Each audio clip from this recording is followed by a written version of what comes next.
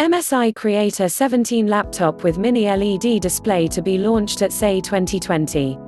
Leading gaming brand MSI on Tuesday announced that the company is set to unveil a new laptop titled Creator 17 with mini LED display at the CES 2020 in Las Vegas.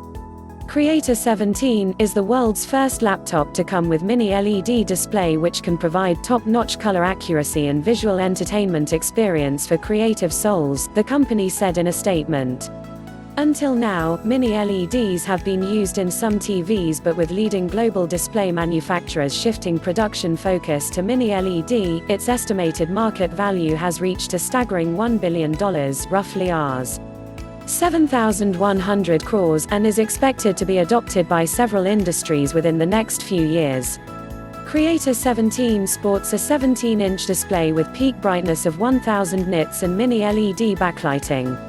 This technology enables 240 zones of local dimming control, delivering vibrant visuals with the brightest whites and deepest blacks with sharper, more detailed imagery.